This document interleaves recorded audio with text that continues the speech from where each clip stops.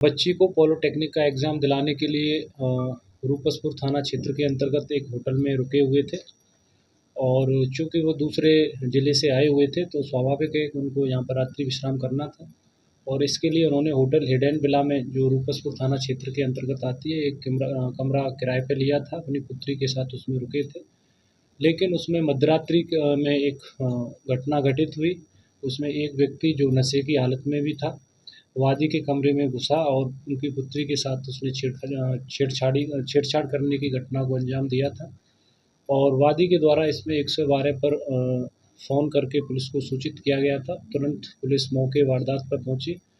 और इसमें एक एफआईआर रूपसपुर थाना में 378/26 बिहार मद्य निषेध एवं उत्पाद अधिनियम की धारा 37, पोक्सो अधिनियम की धारा 8(12) और बीएनएस की धारा 74, 329, 351 और 3 सब क्लोज 5 के तहत दर्ज की गई थी और इसमें जो छेड़खानी करने वाला व्यक्ति है सत्येंद्र कुमार, उम्र 31 वर्ष, सन ऑफ राजेंद्र दास, जो शाहपुर थाना जिला पटना का रहने वाला है, इसकी इसमें गिरफ्तारी की गई है। और इसमें अन्य जो 1-2 और अभियुक्त हैं, जिसमें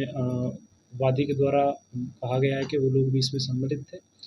उनको भी गिरफ्तार किया जाएगा। वो अभी फरार चल रहे हैं, उनकी गिरफ्तारी के लिए एक अलग से टीम बनाई गई है और इसमें होटल मालिक से भी इस संदर्भ में पूछताछ की जाएगी कि क्यों उनके यहाँ पर सुरक्षा मानकों का पालन नहीं किया गया था, विशेषकर उनके सीसीटीवी कैमरे चालू हालत में नहीं थे।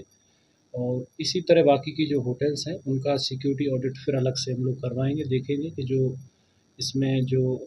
गाइडलाइंस है सिक्योरिटी ऑडिट की, क्या उनका अक्षरशः पालन हो रहा है या नहीं हो रहा है। उस रात के लगभग 12 बजे के आसपास व्यक्ति ये जो सत्येंद्र कुमार, उम्र 31 वर्ष, सन ऑफ राजेंद्र दास, जो पीड़िता है, जो अपने पिता के साथ पॉलिटेक्निक का एग्ज़ाम देने के लिए आई हुई थी, वहाँ पर रुकी हुई थी, तो इनके गेट को खोला गया था और उसमें उनके द्वारा उस समय छेड़खानी की घटना को अंजाम देने की कोशिश की गई थी, लेकिन वादिनी के पिता द्वारा, जो वादी हैं इसमें, जो फादर हैं बच्चे के, उनके द्वारा उसमें हल्ला किया गया और फिर 112 को कॉल किया। फायर का उनका ऑडिट है,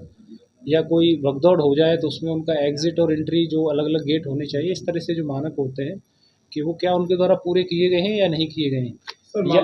इन्होंने प्रॉपर लिए कि नहीं लिए। विभिन्न विभागों से, जैसे कि अग्निशमन विभाग होता है, विद्युत विभाग होता है, तो उनकी एनओसी किसी बिल्डिंग के कंस्ट्रक्शन होने के पश्चात वो जारी की जाती है। सर, होटल को सील किया गया है, इसमें मजिस्ट्रेट की उसमें किया जाएगा, मजिस्ट्रेट की उपस्थिति में इसमें, क्योंकि एक ये भी संभावना है कि ऐसा तो नहीं है कहीं कोई और भी माइनर गर्ल इसमें बुलाई जाती है। सारे बिंदुओं पर हम लोग इसमें चेक करेंगे। तो इसमें संलिप्तता होटल मालिक की नहीं सामने आई है। होटल मालिक घटना स्थल पर उस दिन था भी नहीं, लेकिन हम लोग इसमें पूछताछ करेंगे कि क्यों आपके द्वारा कैमरा उसमें संचालित अवस्था में नहीं थे, प्रॉपर रजिस्टर मेंटेन क्यों नहीं किया जा रहा है, उसमें कुछ एंट्रीज हैं, कुछ नहीं है। इसके अलावा उसमें जो पीड़िता आई है तो उसके साथ आपने कैसे स्टाफ को भर्ती किया, या ये लोग कौन है, इनका क्या वेरिफिकेशन किया गया था, नहीं किया गया था। क्योंकि एक सुरक्षा मानकों में ये भी है कि होटल में जो कर्मचारी या जो स्टाफ कार्यरत है उसका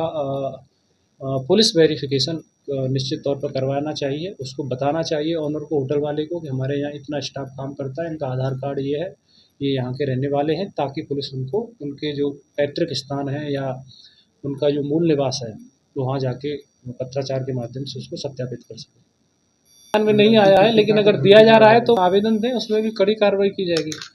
कड़ी तो कार्रवाई इसमें 24 घंटे भी नहीं लगे, तुरंत अरेस्ट किया है। नहीं है, शराब पिए हुए था ये व्यक्ति। अब ये कहाँ से पी के आया था, ये जांच का विषय है। या तो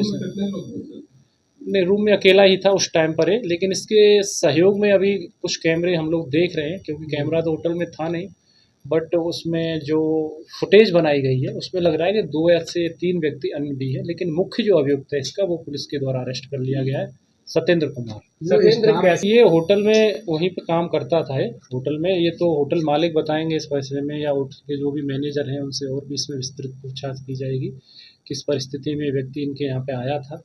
और अन्य जो व्यक्ति भी हैं भागे हैं, जो फरार चल रहे हैं, उनसे क्या इनका